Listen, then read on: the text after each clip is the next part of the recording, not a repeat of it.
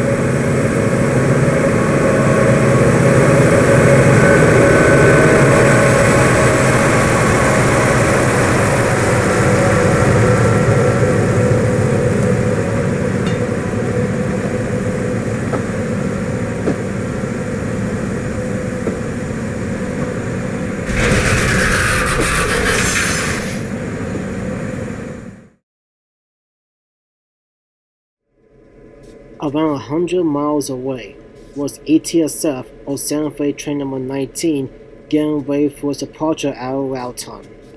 The train had 4 engines and 14 cars in the consist, with ATSF F units 30C, 30B, 30A, and 30. Holding 1 baggage car, 1 baggage dormitory car, 2 sleepers, 1 diner, 1 dorm car lounge car, another sleeper, 2 chairs cars, 1 lunch counter dining car, 3 chair cars, and finally 1 chair observation car. All the passengers who boarded the train were looking forward to finally catch us some sleep after the conductor goes to call the car collecting their tickets, while the remaining passengers were still fast asleep. For now. Just like train number 8, we don't know who was in the cab with the lead engine, but here's what we know. It was an engineer, a conductor, and a fireman.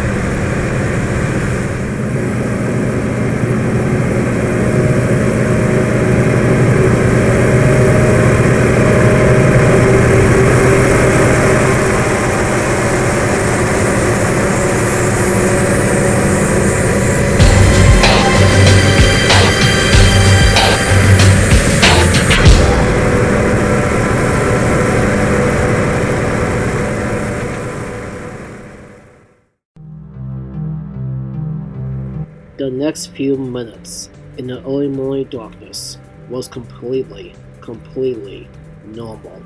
All passengers on train number 19 were still fast asleep, as well as the off-duty crew from both trains. And speaking of both trains, both number 8 and both number 19 were getting closer and closer to each other. While number 8 was in Las Vegas, number 8 was given a written order, and the written order says, and I quote, "Number 8 engine 41, meet number 19 30 engine at Robertson. Number 8 take siding." So what it means is, number 8 will have to take the siding out of Robertson, New Mexico to let train number 19 pass before the eastbound mail train can continue on eastbound. However, that will not be the case. And as expected, train number 8 was now off the main and into a siding, and it was soon slowing down and it was coming to a stop. Now, according to one source, it was the responsibility of the conductor of train number 8 to make sure that the switch was lined and locked for the main.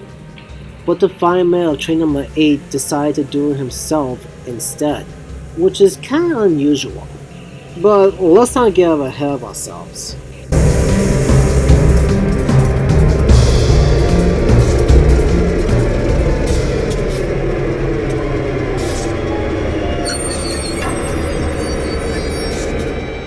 As train number 19 was getting closer and closer, the fireman began to switch points. However, little did he know that the switch was actually lined and locked already for the main. So while he was setting the switch, he was setting the switch actually for the siding. The very same siding that number 8 was still sitting in. Still traveling at nearly 70 miles an hour, the engineer on number 19 immediately hits the emergency brakes after seeing that the switch was lined for the siding, but all hope was lost.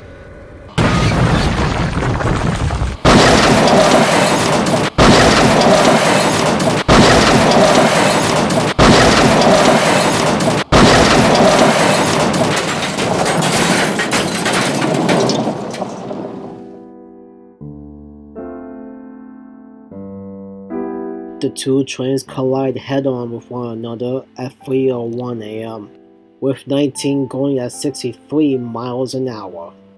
Multiple locomotives and cars from both trains jackknifed and went off the tracks, with multiple F units destroyed. 20 people are dead. The engineers from both trains, and the fireman and the conductor of number 19, and the rest were dying car staff members. An off-duty employee who was riding on number 19 was also killed. 7 more were injured, including a passenger on number 19 but that passenger survived. It was pretty clear that the cause was misaligned switch from the fireman of number 8. But here's the question: why?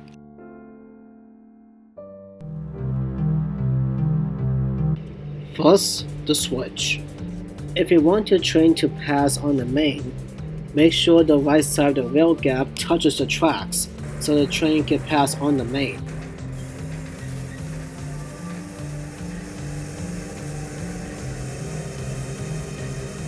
If you want your train to go to a siding, then make sure the rail gap on the left touches the tracks so the train can go into a siding.